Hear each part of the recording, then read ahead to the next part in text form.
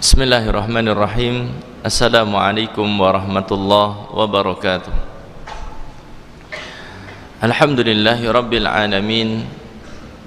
Wa bihi nasta'inu ala umurid dunya waddin. Wa sallallahu wa sallama ala nabiyyina Muhammadin wa ala alihi wa sahbihi ajma'in. Ya ayyuhalladzina amanu taqullaha haqqa tuqatih wa la tamutunna illa wa antum muslimun. Kaum muslimin muslimat jamaah Majelis Taklim Masjid Jenderal Besar Sudirman, demikian juga para pemirsa Niaga TV dimanapun anda berada. Alhamdulillah, puji syukur kehadirat Allah subhanahu wa ta'ala. Pada kesempatan sore ini Allah mudahkan kita untuk kembali bermajelis, yang tentunya kita berharap dari majelis ini kita mendapatkan tambahan ilmu yang bermanfaat, yang bisa kita terapkan, bisa kita amalkan dalam keseharian kita. Salawat dan salam semoga senantiasa tercurah terlimpah untuk panutan kita Nabi besar Muhammad sallallahu alaihi wasallam, keluarganya, para sahabatnya, demikian juga umatnya yang setia hingga akhir zaman. Kaum muslimin dan muslimat, para hadirin hadirat, para pemirsa dimanapun anda berada, insyaallah kita akan melanjutkan kajian kita pada kesempatan sore ini tentang pembahasan kita pernikahan yang dilarang di dalam Islam, yang pada kesempatan yang telah lalu kita telah menyebutkan tentunya secara ringkas tentang dua pernikahan yang dilarang di dalam Islam. Apa yang sudah kita bahas di kesempatan yang lalu tentang pernikahan yang dilarang dalam Islam? Pernikahan yang pertama yang kemarin apa? Syighar, pernikahan syighar, yaitu pernikahan yang Nabi sallallahu alaihi wasallam, pernikahan yang disebutkan oleh Nabi sallallahu alaihi wasallam tentang seorang yang mengatakan kepada orang lainnya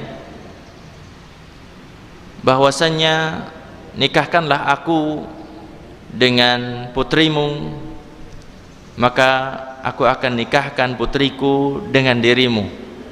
Atau perkataan seorang, nikahkan aku dengan saudarimu, maka aku akan nikahkan kamu dengan saudariku. Ini yang dinamakan nikah syighar, yang disebutkan oleh Nabi sallallahu alaihi wasallam. Tidak ada pernikahan syighar di dalam Islam ini, dan tidak dibedakan antara nikah tersebut disebutkan secara jelas maharnya ataupun tidak, sama-sama kalau persyaratannya adalah untuk saling bertukar, maka ini adalah dilarang. Kalau syaratnya adalah untuk saling bertukar, maka ini adalah dilarang. Kemudian yang telah kita bahas juga di kesempatan yang lalu adalah nikah tahlil. Nikah tahlil, kasusnya adalah yang antara dua orang yang sudah terhalang untuk terikat dalam pernikahan. Jadi seorang suami yang sudah menceraikan istrinya dengan talak 3, mereka pada hakikatnya sudah terhalang, tidak boleh lagi untuk kembali. Kemudian nikah tahlil itu bagaimana? Ada seorang yang pengen berusaha untuk apa? Untuk menjadikan orang ini bisa balik kepada mantannya. Kemudian dia mungkin kesepakatan dengan suaminya, ditugaskan untuk menikahi si wanita tersebut. Kemudian setelah itu dia menceraikannya dengan tujuan agar bisa balik dengan apa? Dengan suaminya. Ini dinamakan dengan nikah apa? Tahlil. Dan yang semacam ini juga sesuatu yang dilarang di dalam agama kita. Yang Rasulullah sallallahu alaihi wasallam beliau memberikan laknat, memberikan kutukan kepada orang yang melakukan hal yang semacam ini. Kemudian yang selanjutnya, sekarang yang baru, pembahasan baru insyaallah, nikah yang terlarang di dalam Islam adalah nikah mut'ah. Nikah mut'ah. Nikah mut'ah atau dalam bahasa lainnya adalah nikah kontrak, nikah sementara atau nikah terputus. Yaitu seorang laki-laki dan wanita melakukan pernikahan dalam jangka waktu tertentu. Jadi mereka bersepakat untuk menikah dengan jangka waktu tertentu. 1 hari, 2 hari, sepekan, sebulan, atau lebih dari itu. Tergantung dengan apa? Kesepakatan di antara dua belah pihak tersebut. Kaum muslimin dan muslimat yang dimuliakan oleh Allah, para ulama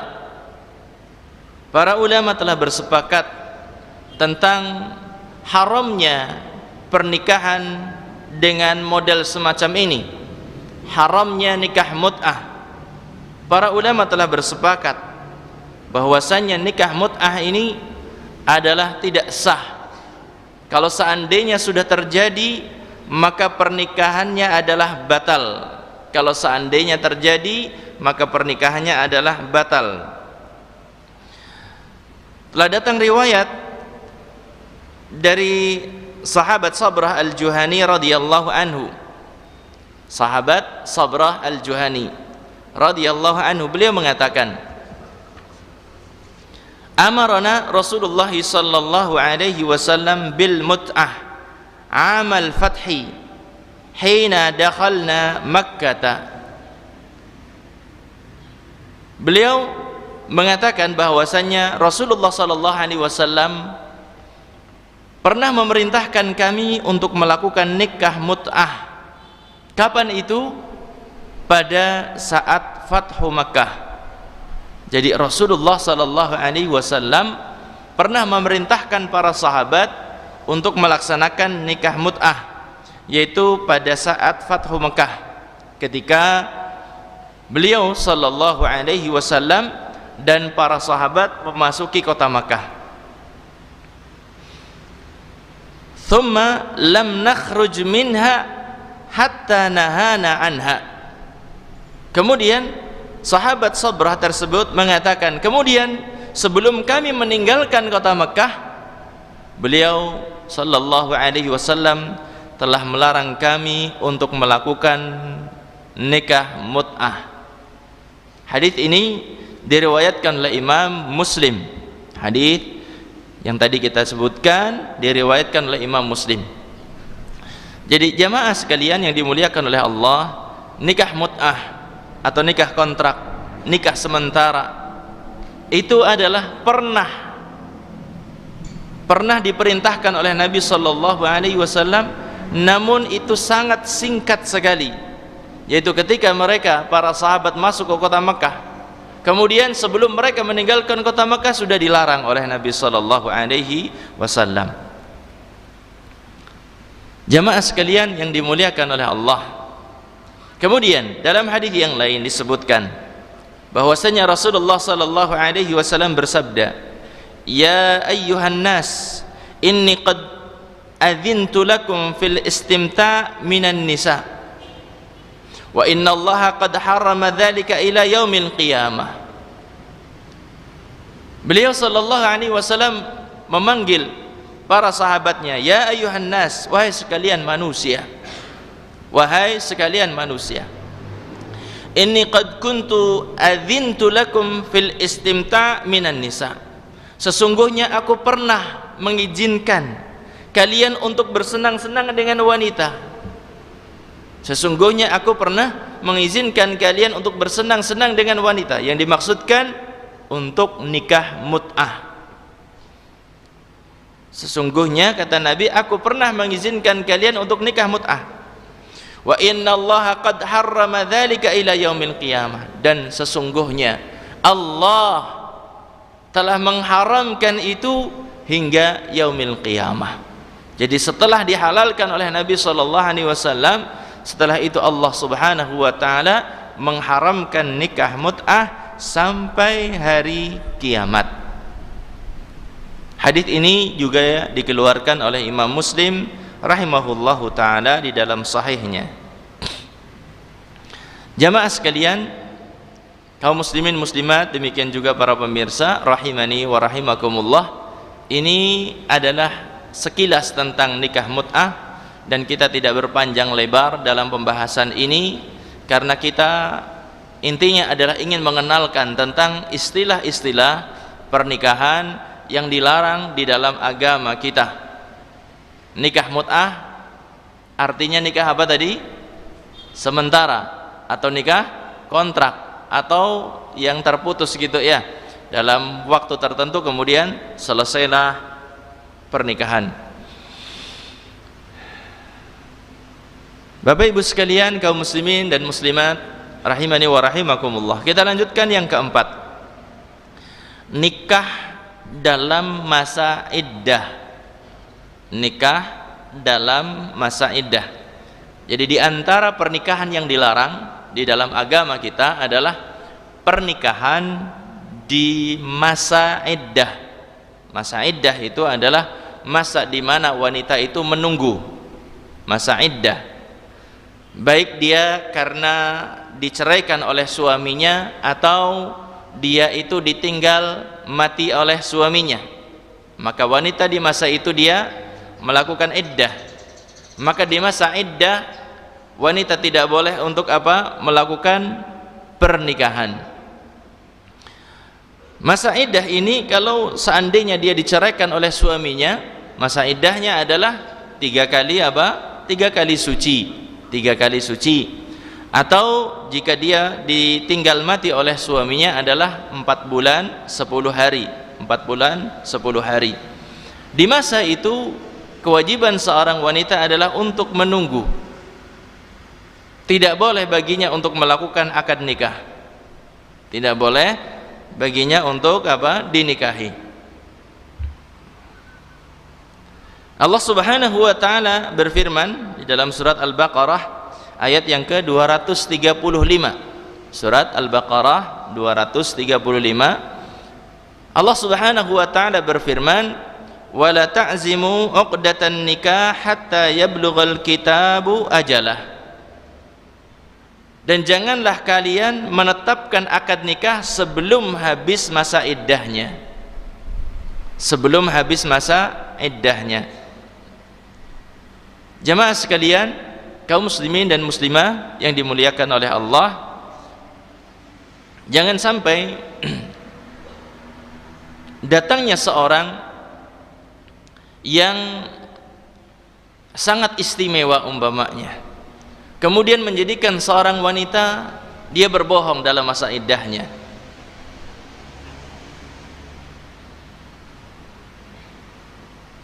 Mungkin dia punya sosok idaman, dia sudah mengidam-idamkan karena tadinya dia menikah dengan laki-laki yang tidak baik, kasar, malas beribadah dan lain sebagainya. Kemudian akhirnya bercerai. Kemudian di masa iddah ini datanglah seorang yang ada dalam bayangannya selama ini, sosok laki-laki yang bagus agamanya, kehidupannya mapan dan lain sebagainya.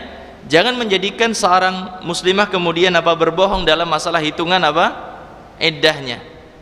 Jangan sampai berbohong, tetapi jujurlah di dalam masalah semacam ini sehingga tidak mendatangkan murka Allah Subhanahu wa ta'ala dalam kehidupan rumah tangganya yang baru.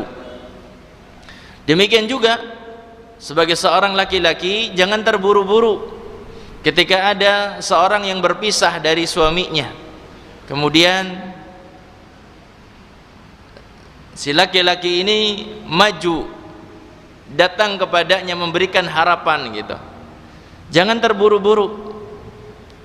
Karena apa? Datangnya seorang laki-laki yang baik itu sangat memungkinkan akhirnya nanti wanita tersebut apa? Berbohong dalam masa iddahnya.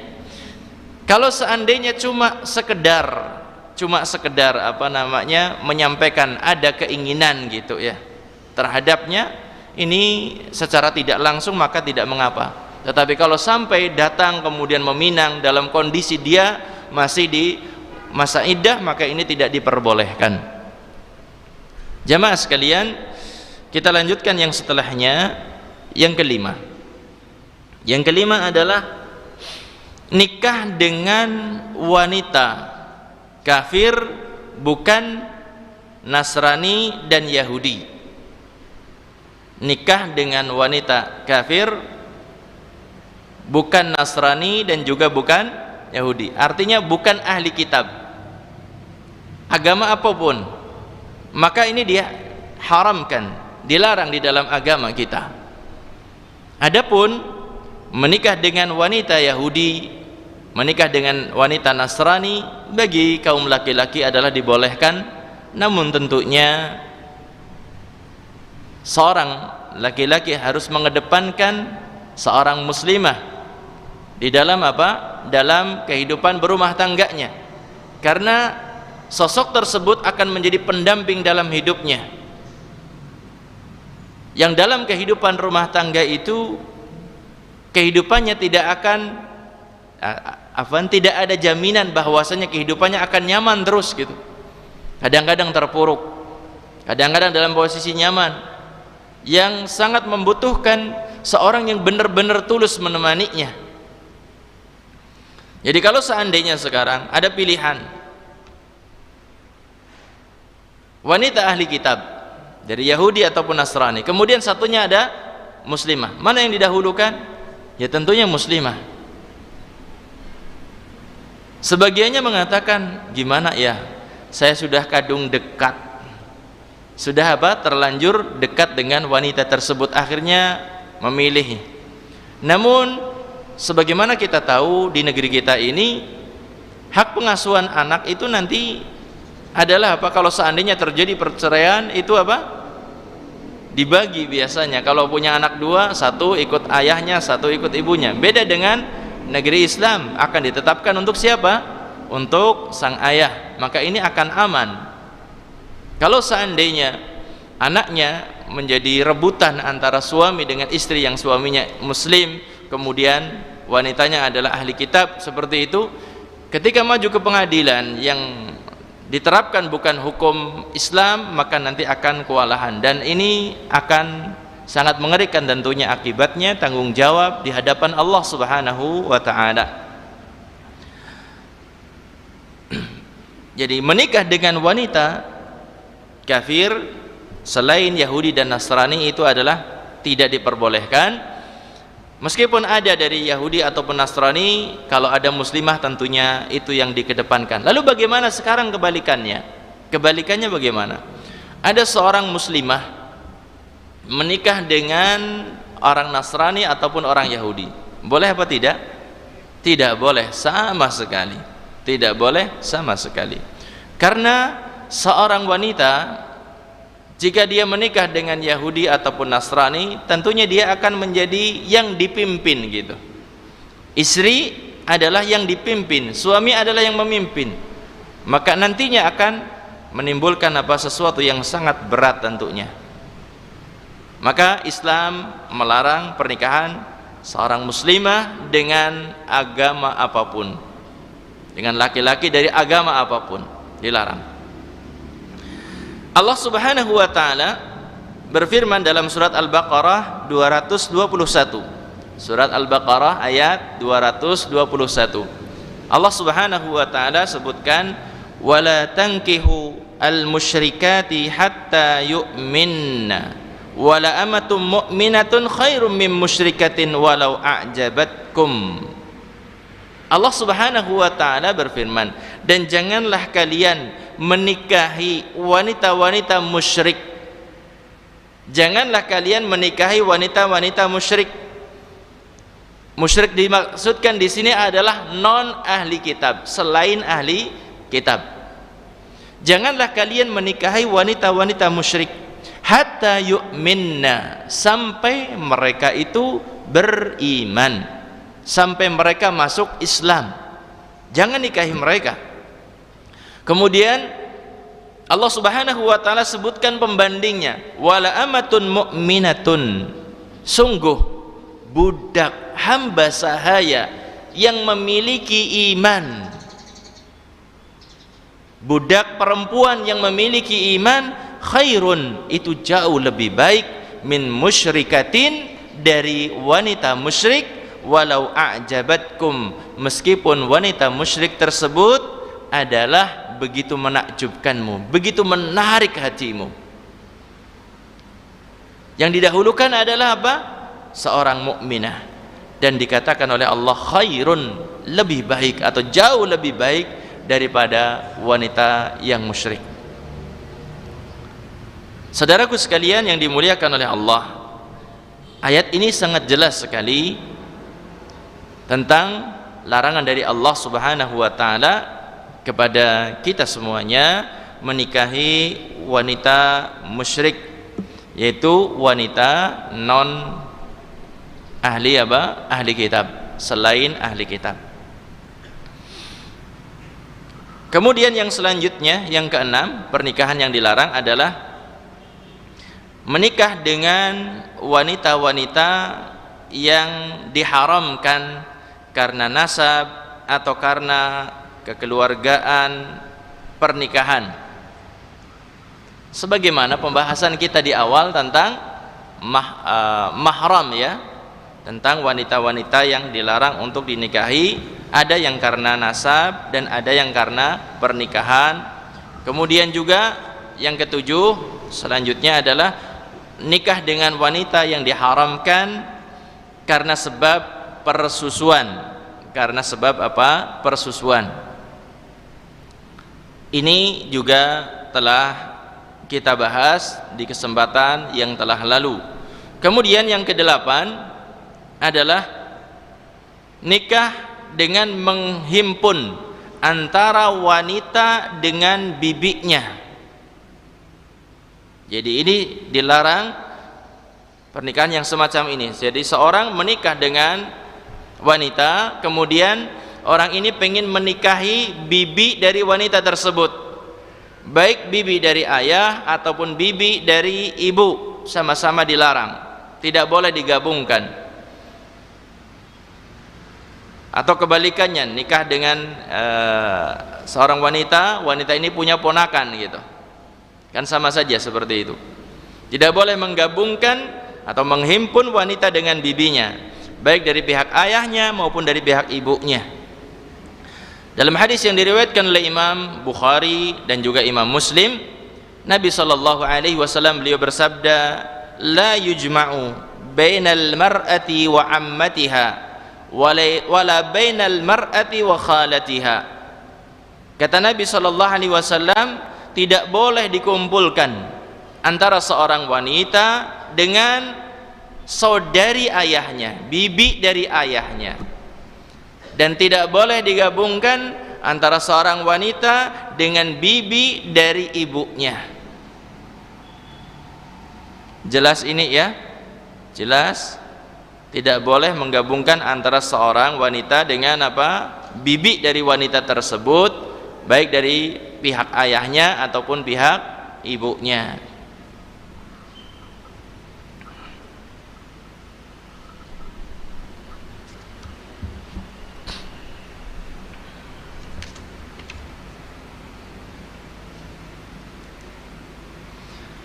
Kemudian yang kesembilan adalah nikah dengan istri yang telah ditalak 3. Dilarang menikahi istri yang sudah ditalak 3. Jadi tidak halal bagi seorang suami untuk menikahi mantan istrinya,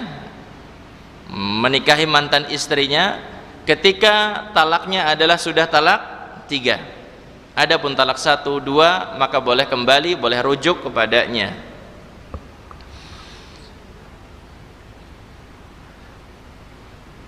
Dibolehkan untuk kembali, dibolehkan untuk menikah lagi dengan syarat harus pernah dinikahi oleh laki-laki lain, kemudian bercerai darinya, dan ketika itu sudah apa? Sudah bersetubuh atau berhubungan badan, maka diperbolehkan untuk balikan lagi dengan syarat seperti itu. Allah Ta'ala sebutkan hal itu di dalam surat Al-Baqarah ayat yang ke-230. Fa in tallaqaha fala tahillul lahu min ba'du hatta tankiha zaujan ghairah. Kemudian jika dia menceraikannya, talak setelah talak yang kedua, artinya talak ketiga, ketika dia sudah menceraikannya, maka perempuan itu tidak halal lagi baginya sebelum ia menikah dengan suami lain. Sebelum dia menikah dengan suami lain. Jadi kalau sudah talak 3, ini sudah selama-lamanya nggak boleh balikan, kecuali kalau wanita ini menikah dengan laki-laki lain dan benar-benar pernikahannya bukan settingan, bukan sekedar apa? Settingan, kembali kepada pembahasan tentang apa? Tahlil gitu ya. Tidak boleh pernikahannya saya mau nikah lah settingan aja gitu. Yang penting dicatat di KUA resmi, tetapi apa? Berhubungan badan tidak. Kemudian minta diceraikan, kemudian orang yang jadi apa namanya? Muhallilnya kemudian diberikan ongkos kepadanya. Na'udzubillah dari yang semacam ini. Kenapa kok tidak boleh dengan settingan, dan tidak boleh cuma sekedar akad saja? Kemudian kalau seandainya nih nikahnya resmi cuma akad saja gitu, tetap saja nggak boleh. Tidak sampai apa? Melakukan hubungan badan, itu tidak boleh kembali kepada suaminya. Karena Nabi SAW beliau mengatakan, tidak boleh untuk balik kepada suaminya hatta tadzuqi usailatahu wa yadzuqa usailataki. Tidak boleh hingga engkau merasakan madunya. Madu dari apa? Dari dia, suamimu yang baru, dan sampai dia merasakan madu darimu. Suami barumu merasakan madu darimu gitu. Merasakan apa? Kenikmatan hubungan persetubuhan, baru boleh untuk apa? Kembali.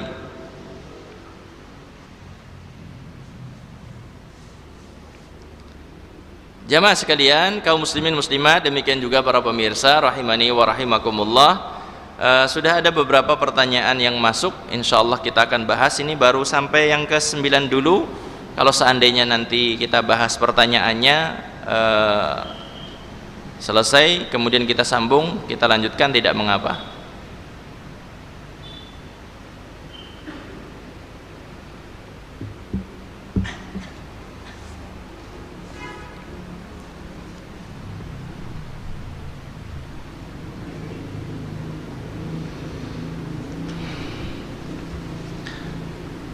Di antara pertanyaan yang masuk, pertanyaan yang pertama, Ustadz saya mau tanya, jika seorang istri menyuruh suaminya untuk melaksanakan sholat, namun beliau, yaitu suami, tidak mau melakukannya, apa istrinya juga berdosa Ustadz? Mohon pencerahannya.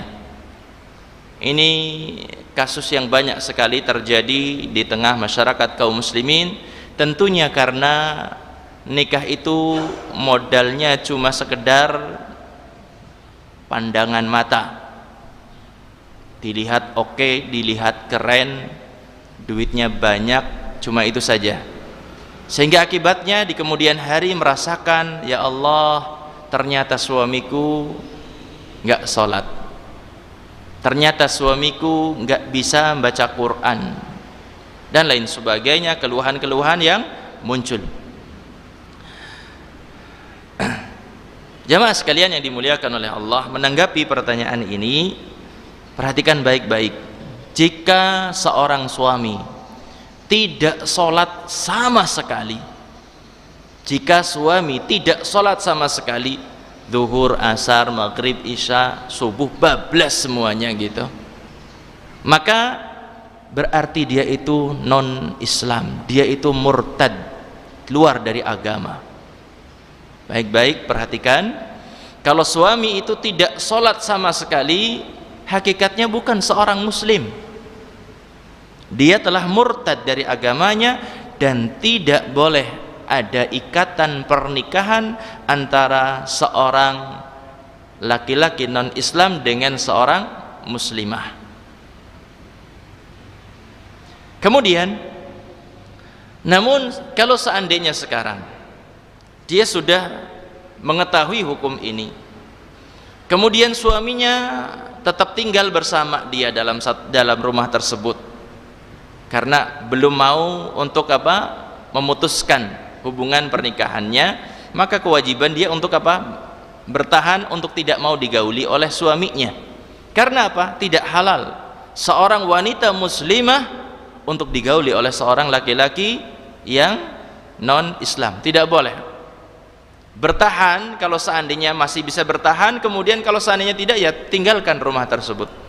Bertahan di situ dalam rangka untuk memberikan nasihat, tetapi sekali lagi ini adalah dalam bahaya yang besar tentunya. Seorang muslimah yang lemah, sangat mungkin sekali dia dipaksa oleh suaminya. Kenapa laki-laki yang tidak salat itu telah keluar dari agama? Karena Nabi SAW sudah menyatakan hal itu. Beliau SAW mengatakan, inna bainar rajuli wa bainas syirki wal kufri tarkus shalah. Sesungguhnya pembatas antara seorang dengan kesyirikan, antara seorang dengan kekufuran adalah meninggalkan salat. Dalam riwayat yang lain Nabi mengatakan, faqad kafar, sungguh telah kufur orang yang tidak salat itu.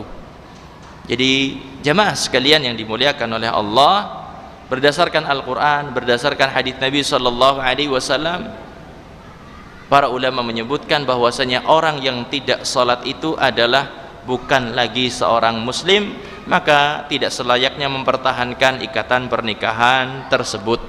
Allahu a'lam bishawab. Pertanyaan yang selanjutnya, bismillah Ustadz, saya mau bertanya, gimana kita punya orang tua, di saat kita sakit tidak pernah jenguk, sedangkan kita butuh mereka, sedangkan mertua juga begitu, sedangkan suami lagi keluar, wallahu a'lam, mungkin keluar daerah, kerja di tempat jauh dan lain sebagainya. Mohon penjelasannya. Semoga penanya diberikan kesembuhan oleh Allah Subhanahu wa ta'ala.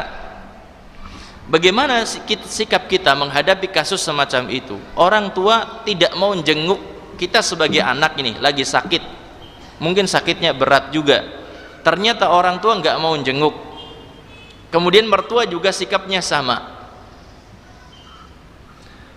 Jamaah sekalian yang dimuliakan oleh Allah, tentunya tidak ada asap kalau tidak ada api. Benar istilahnya atau kebalik? Tidak ada asap kalau tidak ada api. Munculnya asap karena ada kebakaran hutan, kan seperti itu. Asap yang mengganggu sampai negeri jiran Malaysia itu kan karena ada kebakaran hutan. Jadi adanya sikap semacam itu tentunya ada sebab gitu ya. Orang tua mendapati anaknya sakit, bahkan mungkin sakit berat, ternyata orang tuanya nggak mau berkunjung ke sana, pasti ada sebabnya. Dan sebabnya itu adalah, kita mungkin bisa menyebutkan pertama, kedua, ketiga, kemungkinan-kemungkinan yang bisa kita reng-reng gitu ya. Di antara sebab yang menjadikan mungkin orang tua tidak mau menjenguk kita sakit adalah kemungkinan sikap kita ketika kita sehat terhadap orang tua yang tidak baik, jalinan hubungan antara kita dengan orang tua kita yang tidak baik. Ini diantara sebabnya. Dan sangat perlu sekali kita untuk muhasabah diri tentang bagaimana sikap kita selama ini kepada siapa? Kepada orang tua kita. Kita perlu muhasabah. Untuk apa? Untuk memperbaiki diri kita. terkait muamalah atau hubungan kita dengan orang tua kita. Kemudian kemungkinan yang lain adalah karena memang orang tua kondisinya tidak memungkinkan untuk datang ke tempat kita, mungkin agak jauh, sementara sudah repot untuk naik motor sendiri, nggak bisa atau tidak ada yang ngantar. Ini kemungkinan yang ada, dan masih banyak lagi kemungkinan yang lain. Maka saran saya kepada si penanya, dalam kondisi sakit, orang tuanya nggak mau nengok, mertuanya nggak mau nengok, suaminya jauh gitu ya, bagaimana? Bersabar, berdoa kepada Allah Subhanahu wa ta'ala, dan berikan maaf kepada orang tua kita. Berikan maaf kepada orang tua, meskipun mungkin sikapnya begitu berat bagi kita. Di saat kita sedang sakit, butuh dukungan, paling enggak ya perhatian gitu ya. Berikan maaf untuk orang tua. Kenapa sebabnya? Karena kebaikannya itu sudah sangat banyak untuk kita. Meskipun orang tua nggak ngasih uang sepeser pun, meskipun orang tua nggak membekali kita, tidak ngasih modal untuk usaha, tidak ngasih rumah, tidak ngasih kendaraan, orang tua itu kebaikannya sudah sangat banyak kepada kita. Kalau dibandingkan dengan kesalahannya itu sangat sedikit jemaah. Hidup kita itu dari orang tua. Kalau nggak ada orang tua, nggak ada kita.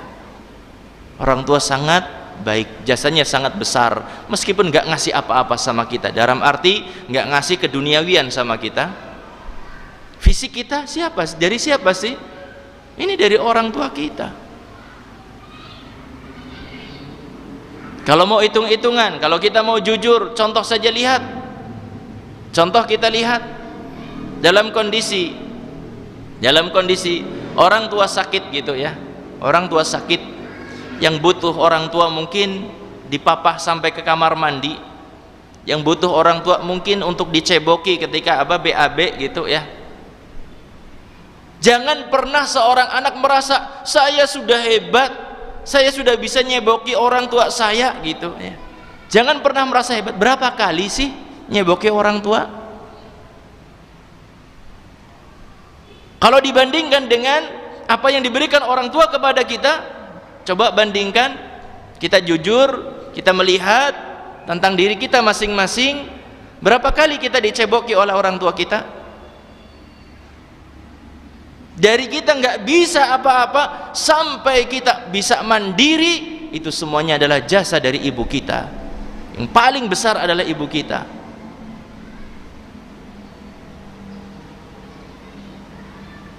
Hitung berapa kali sekarang anak-anak usia 6 tahun, usia 5 tahun sudah bisa mandiri, cebok sendiri. Ada di antara mereka yang seperti itu, tapi kebanyakannya masih nggak beres. Usia 5 tahun, usia 6 tahun itu masih belum beres. Kadang-kadang belum bersih ceboknya, kemudian tempatnya belum disiram dengan maksimal sehingga belum bersih, kan seperti itu. Maka jemaah sekalian yang dimuliakan oleh Allah, maafkan orang tua. Sesakit apapun kondisi kita, sesakit apapun hati kita karena sikap dari orang tua yang tidak mau jenguk kita, sesungguhnya kebaikan yang telah diberikan kepada kita jauh lebih banyak. Maafkan dan terus maafkan.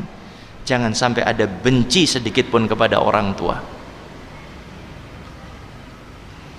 Kemudian selanjutnya ada pertanyaan yang masuk juga. Kami laki-laki saudara kandung, masing-masing punya anak laki-laki, yang satunya lagi anak perempuan. Maksudnya gimana? Ada mungkin saudara satu lagi atau gimana? Yang satunya perempuan, apakah boleh nikah? Saudara sepupu boleh menikah. Saudara sepupu boleh menikah. Jadi seorang kakak beradik laki-laki, kemudian anaknya yang pertama perempuan, anaknya yang kedua laki-laki, boleh dinikahkan, tidak ada masalah. Jadi sepupu itu bukan mahram, sepupu bukan mahram. Ada pertanyaan lainnya yang masuk juga. Assalamualaikum Ustadz. Waalaikumsalam. Suami saya tidak sholat wajib, kasar, penjudi, dan suka selingkuh, dan kemarin sudah menikah lagi. Apakah saya berdosa bila minta cerai? Sudah dijawab atau belum? Sudah tadi ya kita jelaskan tentang bagaimana status pernikahan seorang laki-laki yang tidak sholat dengan seorang muslimah itu tidak dibenarkan dalam ikatan pernikahan. Orang yang tidak sholat bukan lagi seorang muslim, maka pernikahannya dilepaskan saja. Insya Allah tidak mengapa seorang muslimah meminta diuruskan surat cerai, menuntut untuk segera diselesaikan surat-surat perceraiannya. Tapi Ustadz, saya masih cinta, karepmu gitu kan. Kalau seperti itu kadang-kadang seperti itu, sudah menyebutkan tentang suaminya gini-gini, tapi saya masih cinta, karepmu gitu. Saya katakan seperti itu. Lalu gimana? Sudah dikasih solusi, sudah dikasih jawaban, penjelasan. Sudah enggak halal lagi seorang muslimah digauli oleh laki-laki yang tidak sholat, enggak halal. Kok masih katanya cinta? Cinta apanya coba? Ini syahwat, ini nafsu. Cinta seorang muslimah, cinta seorang muslim adalah dibangun karena cinta karena Allah Subhanahu wa taala, bukan yang lainnya. Pertanyaan yang selanjutnya yang masuk. Assalamualaikum Ustadz, tolong jelaskan pernikahan yang sesuai dan tidak sesuai dengan ajaran Rasulullah SAW. Ini yang sedang kita bahas. Kemungkinan atau yang diinginkan apa gitu. Yang sedang kita bahas adalah pernikahan yang diharamkan, yang dilarang. Seperti tadi nikah mut'ah, nikah apalagi syighar, nikah apalagi tahlil dan seterusnya. Itu yang sedang kita bahas. Itu yang haram. Atau yang dimaksudkan proses pernikahan. Proses pernikahan yang sesuai dengan contoh Rasulullah itu yang seperti apa? Ya kita bisa sebutkan secara ringkas. Proses pernikahan yaitu apa? Ta'aruf, kemudian nazar, atau ta'aruf dengan nazar disertakan bersamaan. Kemudian setelah itu kalau sudah ada kecocokan, baru khitbah atau lamaran. Setelah itu akad nikah. Wallahu a'lam bishawab. Kemudian selanjutnya ada pertanyaan yang masuk. Assalamualaikum Ustadz. Waalaikumsalam. Saya mau tanya, apabila harta yang dipunya suami ada setelah terjadi pernikahan, suami punya harta tambahan setelah pernikahan, apa boleh diberikan kepada saudara perempuan suami tanpa persetujuan istri? Boleh apa tidak?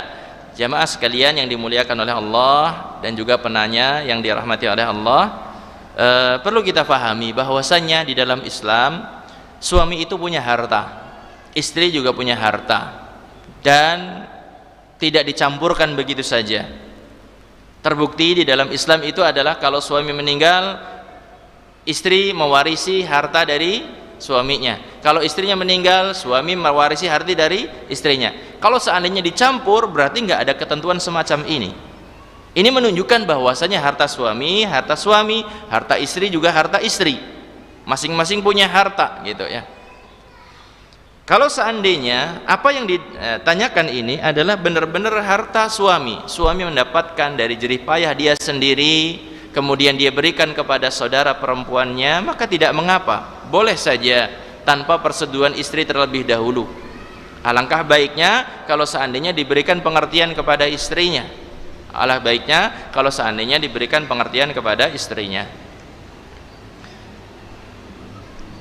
Ada pertanyaan yang masuk dari pemirsa Niaga TV yang selanjutnya adalah, Ustadz, saya dari Aji Barang, Banyumas. Bila sudah talak 3, kemudian syarat kembali ke suami terdahulu harus menikah. Sudah kita jelaskan ya, menikah dengan pria lain, tetapi hanya formalitas saja atau dibatasi waktunya, lalu bercerai. Apakah boleh Ustadz? Sudah dijelaskan kan? Boleh atau tidak? Tidak diperbolehkan kalau seperti itu. Mendingan sama yang baru dipertahankan kan, daripada yang lama sudah sakit gitu kan. Sudah pernah diceraikan 3 kali, mau ngulangin lagi gitu. Mendingan sama yang ini pertahankan dulu, kalau sampai 3 kali lagi kan seperti itu. Jadi jangan sampai nikahnya itu formalitas ataupun rekayasa gitu. Jadi nikahnya harus serius, tidak boleh rekayasa. Ada juga pertanyaan yang lain yang masuk.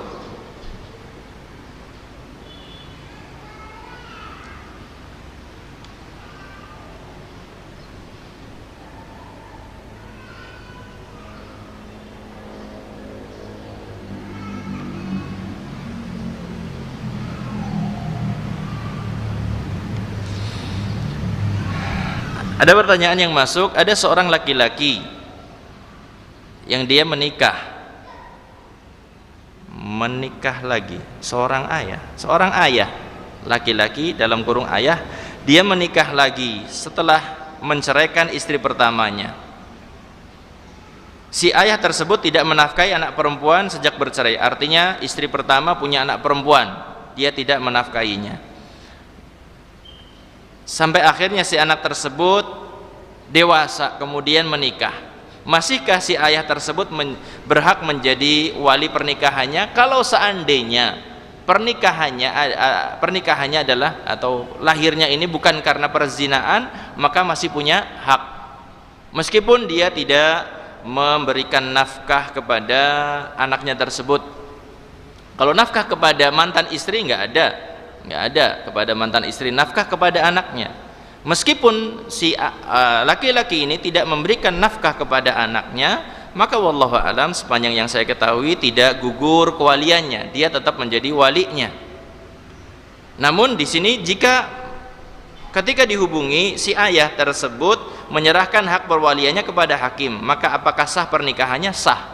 Kalau seandainya walinya dihubungi kemudian dia mengatakan saya berikan kepada hakim, maka itu sah pernikahannya. Wallahu a'lam bishawab.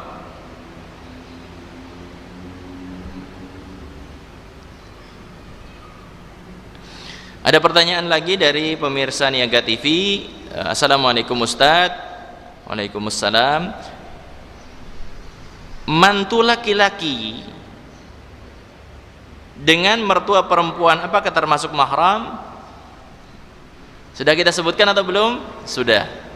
Tidak mengapa mantu laki-laki untuk umpamanya mengantar mertuanya yang perempuan untuk mungkin jalan bareng bersamanya, tentunya dengan syarat aman dari fitnah, karena mungkin saja ibunya itu lebih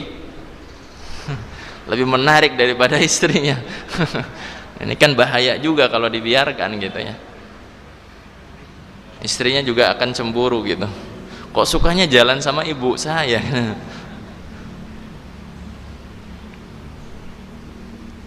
Kalau pertanyaan yang selanjutnya, Ustadz, kalau seandainya ada perzinaan, bagaimana cara bertobat darinya? Bertobat dari perzinaan adalah seperti bertobat dari dosa yang lain. Bertobat dari perzinaan adalah seperti bertobat dari dosa yang lain. Seorang meninggalkan dosa tersebut, kemudian menyesal dalam dirinya, kemudian dia berjanji untuk tidak mengulanginya lagi di masa yang akan datang. 3 hal ini harus terpenuhi. Di samping tentunya dia pertama harus ikhlas, tobatnya itu karena Allah, bukan karena yang selainnya. Tobatnya karena Allah dan ditambahi dengan 3 hal ini. Dan di antara bentuk kesempurnaan taubat seorang adalah meninggalkan lingkungan yang telah menjadikan dia sampai melakukan dosa tersebut.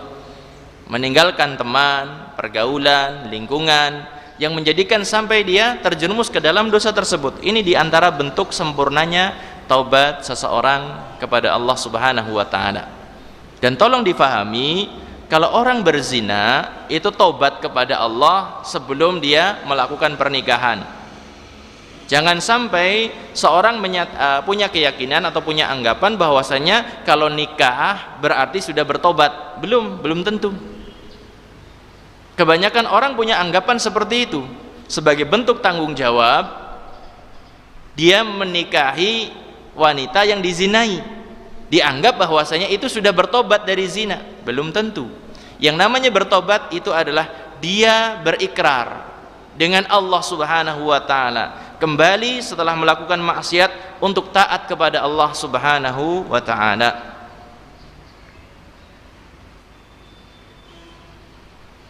Kemudian ada pertanyaan yang lainnya lagi dari pemirsa Niaga TV. Assalamualaikum. Waalaikumsalam. Suami saya hanya sholat Jumat saja, itu pun kadang-kadang. Astagfirullahaladzim. Sholat Jumat saja kadang-kadang. Setahun ping pira gitu. Setahun berapa kali ini kan? Masya Allah. Apa yang saya harus lakukan, Ustadz? bertobat kepada Allah. Karena apa? Sudah salah langkah. Ini kemungkinan adalah salah langkah. Dari awal pernikahan yang dia idam-idamkan laki-laki yang berduit, laki-laki yang ganteng, laki-laki yang wah. Yang dia idam-idamkan cuma itu. Ternyata ketika sudah masuk ke dalam kehidupan rumah tangga, ganteng tidak menyelesaikan masalah, duit nggak memberikan kebahagiaan. Akhirnya seperti inilah kondisinya. Penyesalan adalah terjadi di kemudian hari. Nek nyesel ketemu nang ngarep ya seneng banget pak. Apa ada nyesel ketemu di depan gitu kan? Nggak ada. Nyesel ketemu di belakang. Jadi kemungkinannya adalah karena salah prioritas di dalam pernikahan. Nerima orang, ada datang, oh ini keren ini, terima saja. Oh kerjanya di tempat ini dan lain sebagainya gitu. Masya Allah. Akhirnya menikah, terjadilah ternyata tidak sholat kecuali sholat Jumat. Dan sebagian ulama menyebutkan bahwasanya kalau masih ada sholat yang dikerjakan maka belum dihukumi kafir. Kalau masih ada sholat yang dikerjakan belum dihukumi kafir. Namun tentunya di sini perjuangan yang ekstra keras yang harus dilakukan, bertobat kepada Allah, kemudian usahakan bagaimana suami itu sampai mau melaksanakan ibadah kepada Allah Subhanahu wa taala. Pertanyaan yang selanjutnya yang masuk, Assalamualaikum Ustadz. Waalaikumsalam. Bagaimana istrinya sudah dicerai talak 3, setelah itu pisah, ada beberapa bulan saja, tiba-tiba sudah balik diam-diam tanpa wanita itu menikah dengan laki-laki yang lain? Tidak boleh, dilarang yang semacam ini dalam Islam. Bertaubat kepada Allah Subhanahu wa taala dan tidak sah pernikahannya. Allahu a'lam bissawab. Kadang-kadang pada seperti itu maunya ya, diam-diam. Talak pertama, talak kedua, talak ketiga diam-diam. Kemudian balikan lagi. Subhanallah, subhanallah. Koyak juga mau-maunya istrinya kayak gitu kan, gitulah. Yang tentunya mungkin sudah dizalimi dengan berbagai macam bentuk kezaliman gitu, kok ya mau dibalikin lagi gitu. Ya demikianlah wanita yang suka digombalin.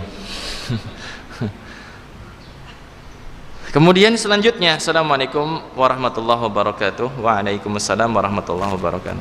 Ustadz, saya mau tanya, sebelum sholat Jumat sesudah adzan apakah ada sholat sunnah rawatib dari hamba Allah di Aceh? Wallahu a'lam. Sepanjang yang saya ketahui tidak ada. Kalau sudah adzan tidak ada salat sunnah rawatib, yang ada adalah salat tahiyatul masjid. Kemudian selanjutnya yang terakhir ini, satu lagi insyaallah dari hamba Allah di Wonogiri. Maaf Ustadz, pertanyaan di luar tema.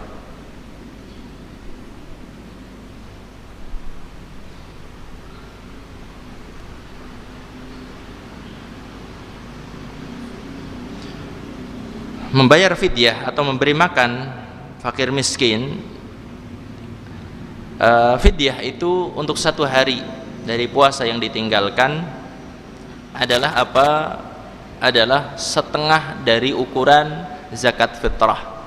Setengah dari ukuran zakat fitrah. Wallahu a'lam bissawab. Mungkin ini saja yang bisa kita kaji pada kesempatan kajian kita sore hari ini.